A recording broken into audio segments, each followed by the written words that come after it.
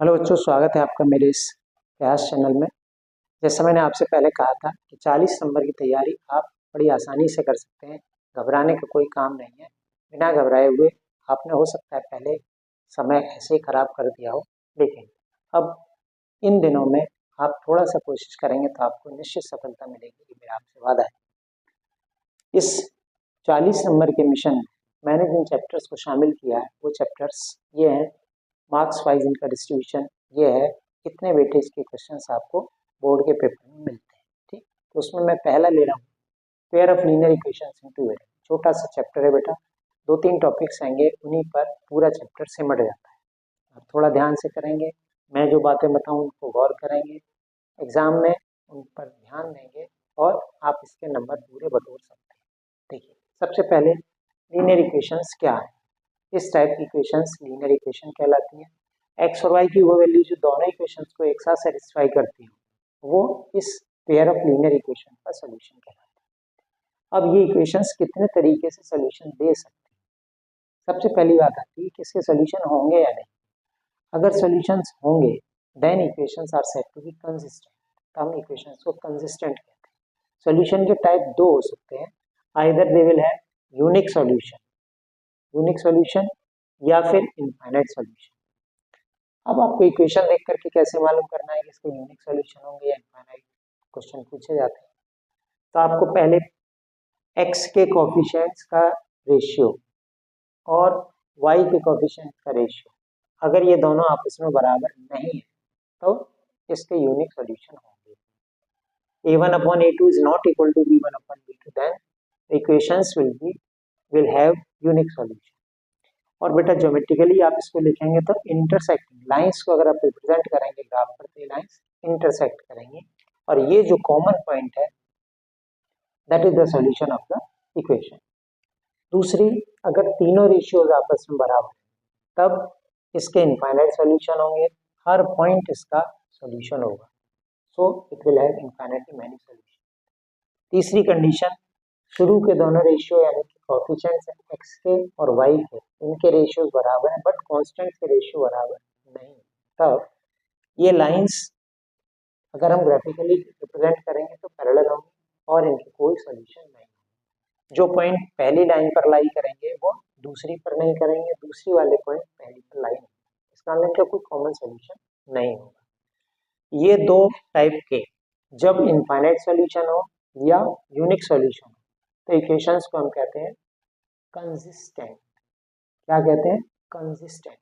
और अगर इसका कोई सॉल्यूशन नहीं है तो इनकंसिस्टेंट। तो ये इनकंसिस्टेंसी की कंडीशन है, इनकंसिस्टेंट और ये कंसिस्टेंट, दोनों ही कंसिस्टेंट। बेटा इन्हीं के इर्द गिर्द क्वेश्चंस पूछे जाते हैं, ये कंसेप्ट रिवाइज करिएगा। ठीक है, इसके अलावा और क्या है बेटा आपके सिलेबस में, दो टाइप के मेथड्स हैं इन इक्वेशंस को सॉल्व करने के। वो कौन कौन से हैं? पहला है सब्स्टिट्यूशन मेथड और एक है एलिमिनेशन मेथड। दोनों पर एक एक क्वेश्चन आपके साथ डिस्कस कर रहा हूँ। इन क्वेश्चंस को करते समय क्या सावधानी बरतनी है वो मैं आपसे फिर कह रहा हूँ, आप ध्यान रखिएगा, आपके सवाल सही होंगे और आपके नंबर पक्के। देखिए, इस इक्वेशन को सॉल्व करने के लिए पहला मैं ले रहा हूँ सब्स्टिट्यूशन मेथड। मैंने ये इक्वेशंस लिखी हैं, इन इक्वेशंस को अगर मैं सब्स्टिट्यूशन मेथड से करना चाहता हूँ तो सब्स्टिट्यूशन जैसा नाम है उसी तरीके से दो इक्वेशंस हैं, चाहे मैं पहली को उठाऊं चाहे दूसरी को उठाऊं, पहली से या तो x या y, पहली से या तो x या y दूसरी में लगाऊं, या दूसरी से या तो x या y पहली में। आपको एक काम करना है, दोनों नहीं करना। तो मैंने पहली इक्वेशन अगर उठाई, पहली इक्वेशन और ये इक्वेशन नंबर 2, पहली इक्वेशन से what is the value of x बताइए। बाई फर्स्ट x बराबर 13 - 2। ठीक है, तो x क्या होगा बेटा? 13 - 2y/3। मैं वो पॉइंट्स आपसे डिस्कस कर रहा हूँ, यहाँ गलती हो जाती है, यहाँ आपका सवाल सारी मेहनत बेकार कर देता है। ठीक है, वो बात पकड़िए, उसमें आपको गलती नहीं। ठीक, तो जब ये x की वैल्यू मैंने किस इक्वेशन से लिया है? पहली से, तो रखेंगे किस में? दूसरी में। अगर दूसरी से लेते तो किस में रखते? पहली में। ठीक है, ये ध्यान रखना है, पहली से लेंगे तो दूसरी में रखेंगे, दूसरी से लेंगे तो पहली में रखेंगे। पहली का ये वैल्यू काय में रखना है, सब्स्टिट्यूटिंग, काय में सब्स्टिट्यूट करना है भाई, इन 2। अब 2 में लगाते समय देखिएगा 2 जहां x है वहां आपको लिखना है 13 minus 2y upon 3 minus y is equal to 4। अब यहाँ पर गलती वाला स्टेप शुरू होता है, ठीक है, बस ये समझना है यहाँ क्या गलती होती है। हम या तो इससे इसको कैंसिल करने की बात कर देते हैं, कभी इसको इससे कैंसिल कर देते हैं, ये ऊट पटांग बातें करते हैं जो हमें नहीं करनी। बेसिक कंसेप्ट के लिए मेरे प्रयास सीरीज के आप 5 वीडियोस देख सकते हैं, आप उसमें देखिएगा, इन्हीं बातों को मैंने एक्सप्लेन किया, ठीक है। फिलहाल क्या करना है, ये 2 मल्टीप्लाइड बाई न्यूमरेटर, न्यूमरेटर में 2 टर्म्स हैं तो इसको मैं लिखूँ 26 minus 4y upon 3 minus y। अब गलती कहाँ होती है, आपने सीधा अगर इस यहाँ पर माइनस y लिख दिया, सवाल खत्म, यहाँ पर सवाल का आपने गड़बड़ कर दिया। यहाँ पर बेटा y के साथ में एलसीएम लेकर के इसको सिंप्लीफाई करेंगे तब लिखेंगे, ठीक है। ऐसा करने पर क्या होगा, ये माइनस, ये क्या हो जाएगा 3y, ये माइनस y डायरेक्टली नहीं करना है, इसका मल्टीप्लिकेशन न्यूमरेटर में ही करना है, ठीक है। इसको इससे मल्टीप्लाई करके जब एलसीएम लेंगे तो ये आएगा, और राइट साइड में क्या है 4, ये मिला आपको 26 minus 7y upon 3 is equal 4, ठीक है। तो 26 माइनस 7y, ये 26 minus 2y is equal 12, so 26 minus 12 is equal 7y, so 14 is equal 7y, y is equal, यहाँ पर बेटा कभी कभी आप लोग क्या कर देते हैं, बहुत छोटी सी बात, ये 7y अगर 14 है तो y इज 14 अपॉन 7 होता है। आप में से कुछ बच्चे मैं देखता हूँ 14 माइनस 7 कर देते हैं, भाई कौन सा तरीका है, ये नहीं करना है, ये 14 अपॉन 7 दैट इज 2, तो y का वैल्यू आपको मिला 2। अब इस y की वैल्यू को मैं यहाँ लगा दूंगा, तो x आपको क्या मिलेगा बेटा, x is equal 13 minus 2 into 2 upon 3, तो 13 माइनस 4 कितना हुआ 9 अपॉन 3 दैट इज 3। ये x का जो वैल्यू मिला वो 3, ठीक है, ये y का वैल्यू और ये x का वैल्यू। ये छोटी बातें जो मैं कह रहा हूँ, ये 13 माइनस 2y को आप 11y लिख देते हैं, बेटा नहीं करना है, ये कभी नहीं करना है। 13 माइनस 2y लाइक टर्म्स नहीं है, कभी ऑपरेट नहीं होंगे, ऐसा का ऐसे ही रहेगा, ठीक है। तो ये आपके साथ डिस्कस किया मैंने सब्स्टिट्यूशन मेथड। सब्स्टिट्यूशन मेथड में आपको ऐसे ही करना है, अगर नाम लिखा हुआ आता है तो आपको वही मेथड अप्लाई करना होगा, अगर नाम नहीं लिखा है सिर्फ सॉल्व लिखा हुआ तो आप चाहे जिस मेथड से कर सकते हैं, ठीक है। तो ये सब्स्टिट्यूशन मेथड का एक सवाल, एक और सवाल मैं कर रहा हूँ, इसको एलिमिनेशन से करके दिखाते हैं, बस आपकी ये यूनिट कंप्लीट। आपका 6 नंबर का लीनियर इक्वेशन बेटा 6 नंबर, 6 नंबर, 6 नंबर, बड़ा आसान, बटोरो, ठीक। देखिए इस सवाल को मैं कर रहा हूँ, इसमें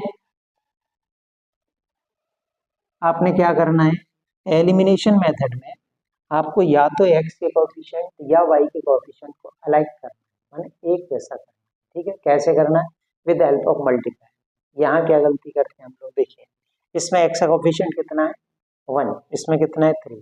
अब मैं चाहता ये हूँ कि इसमें x के कोएफिशिएंट को 3 बनाऊँ, तो कैसे बनाऊंगा, इसमें 3 से मल्टीप्लाई करें, तो जब भी इक्वेशन मल्टीप्लाई होगी, आप हमेशा ध्यान रखिएगा, जब भी किसी इक्वेशन को किसी मल्टीप्लायर से मल्टीप्लाई करते हैं, हर टर्म मल्टीप्लाई किया जाता है, किसी भी टर्म को अगर आप छोड़ देते हैं तो बेटा वो इक्वेशन गलत होगी, रिजल्ट गलत आने ही आने, उसमें किसी का दोष नहीं, उसमें आपका दोष, ठीक है।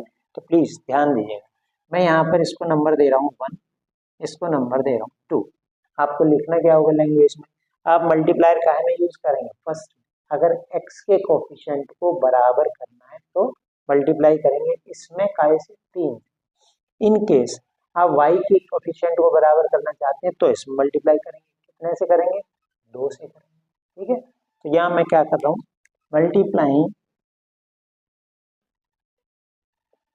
1 बाय कितने से 3 से, इक्वेशन पर ध्यान देना, इक्वेशन के हर टर्म में मल्टीप्लाई करना है, 3x plus 6y is equal 15। Her term में 3 से मल्टीप्लाई, और ये कितना था 3x minus Y is equal 1। अब देखिए दोनों के आपने कोफिशिएंट बराबर कर लिए x के, दोनों के कोफिशिएंट सेम है, सेम साइन के हैं, तो आप क्या करेंगे सब्ट्रैक्शन करेंगे।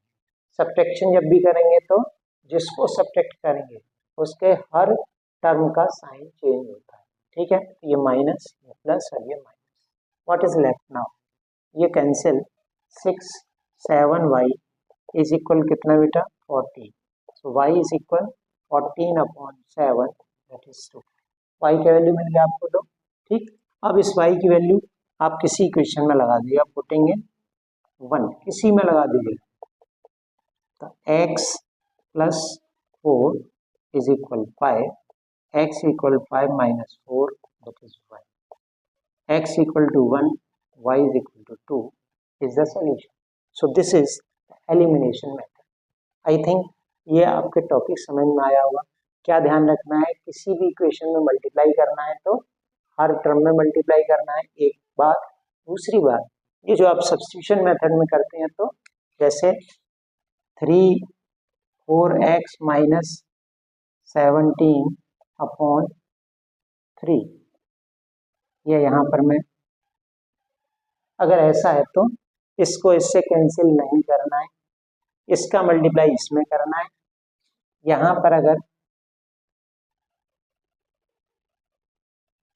2x है, इस 2x को सीधा नहीं ऐड करना है, ठीक है, इसमें एलसीएम लेकर के -8x, ठीक है, ये ध्यान रखना, ठीक है। तो आई थिंक ये बात क्लियर ही होगी। ये आपका लीनियर इक्वेशन पहला टॉपिक, पहला chapter that was linear equation 6 number, ठीक। इसके बाद आते हैं बेटा एपी पर।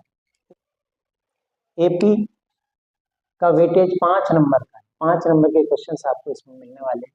पहली बात ए और डी, ए फर्स्ट टर्म और डी कॉमन डिफरेंस। अब कॉमन डिफरेंस अगर आपको मालूम है तो A N is equal A plus N minus 1 into D, और सीरीज के एन टर्म्स का sum S N is equal N by 2 2a plus N minus 1 into D, also N by 2 a plus N. ये तब के लिए है जब आपको लास्ट टर्म मालूम हो, नंबर ऑफ टर्म्स मालूम। एक और भी आता है L N, nth term from the end, that is L minus N minus 1 into D. ये है nth term from the end, किसी एपी के लास्ट से nth टर्म को एवेल्यूएट करना है तो आपको ये यूज करना है, nth term from the end, ठीक। L N is equal to L minus 1, A plus होता है यहाँ एल माइनस, बाकी सबसे में देखिए ए की जगह एल ले जाना है और प्लस की जगह माइनस। जैसे आपसे पूछा जाए 3 6 9 343 का लास्ट से 11वां टर्म, तो बेटा ये एपी है, ठीक है, एपी है। इस एपी में यहाँ पर 2 4, ठीक है, इस एपी के लास्ट से 11वां टर्म पूछा जाए तो आप क्या करोगे बेटा, डी कितना है बेटा इसका, डी है 3, और एल कितना है 243, कौन सा टर्म पूछा जा रहा है 11th टर्म, तो एन इज इक्वल 11। कहाँ से पूछा जा रहा है लास्ट से, तो क्या लगाएंगे, ये वाला फॉर्मूला लगा दीजिएगा, तो एल 11 का मतलब लास्ट से 11th term, that is 243 L minus N minus 1, 11 minus 1 D का मतलब 3, ये हो जाएगा 243 माइनस 30, ठीक है ना, दैट इज 213। ये क्या निकल के आया, लास्ट से 11वां इस सीरीज का, ठीक है। तो ये एपीजीपी में और शॉर्ट टाइप क्वेश्चन में एमसीक्यूज में बेटा क्या सवाल मिलते हैं, वो सवाल का तरीका रहता है, अगर 3 टर्म्स एपी में है, if x 2x minus 5 4x are in AP, then what is the value of x। आपने क्या करना है बेटा, अगर ये 3 टर्म्स एपी में है तो 2x माइनस 5 माइनस x यही आपको बताया गया डी, यही डी इसमें से इसको माइनस करने पर भी मिलेगा, ये होगा 4x minus 2x minus 5। Am I right? ठीक है, समझ आ रहा है? अगर ये 3 टर्म्स एपी में, एक टर्म, दूसरा टर्म, तीसरा टर्म, पहला दूसरा तीसरा, तो सेकंड में से फर्स्ट को घटाएंगे तो डी मिलेगा, थर्ड में से सेकंड घटाएंगे तो डी मिलेगा। ये डी बराबर होना चाहिए, कॉमन डिफरेंस। तो बेटा मैंने क्या किया, 2x माइनस 5 में से x घटाया और 4x में से 2x माइनस 5 घटाया। यहाँ घटाने पर ध्यान दी बेटा, ब्रैकेट का यूज करना है। तो ये कितना हो जा रहा है, x minus 5 4x minus 2x plus 5। ठीक है, तो ये कितना सॉल्व होकर क्या आ रहा है, ये x minus 5 is equal 2x plus 5। ठीक है, तो इसको मैं घर ले जा रहा हूँ, तो 2x minus x is equal to minus 10, तो x is equal minus 10। x की वैल्यू अगर मैं माइनस 10 लगाता हूँ तो ये 3 टर्म्स जो होंगे वो ए पे, चेक कर लो। अगर मैं माइनस 10 लगाता हूँ तो ये कितना हो जाएगा, माइनस 25, और ये कितना हो जाएगा, माइनस का 40। देख लीजिएगा, माइनस 10 माइनस 15 कितना हो गया, माइनस 25, इसमें माइनस 15 और करेंगे माइनस 40। तो इस टाइप के सवालों में आपने क्या करना है, एक और सिंपल तरीका आप याद रख सकते हैं कि अगर A B C 3 terms AP में है, if A B C are in AP, तो 2b बराबर a प्लस सी, आप सीधा लगा दीजिए, मिडिल का डबल फर्स्ट थर्ड का सम, मिडिल का डबल फर्स्ट थर्ड का सम, मिडिल का डबल फर्स्ट थर्ड का सम। आप इस कंडीशन को लगा करके अननोन फाइंड कर सकते हैं। ठीक है बेटा, ये आपका 5 नंबर का, 6 और 5 11 नंबर। छोटी छोटी बातें बेटा ध्यान रखनी है। आज आप इसको देखिएगा, कल दिन में हो सके जितनी बार देखिएगा, ठीक है, परसों सुबह देख करके जाइए। मैं गारंटी लेता हूँ आपके 40 नंबर कोई नहीं रोक सकता। ठीक है, आई थिंक कॉन्फिडेंस के साथ आप इसको देखेंगे और अप्लाई करेंगे, और जो भी टाइम आपको मिले, आपके पास जो भी पेपर हो, अनसॉल्व हो, PYQs हो, आप उनको लगाइए। ठीक है, ये दूसरा चैप्टर था एपी। अगला चैप्टर है कोऑर्डिनेट ज्योमेट्री।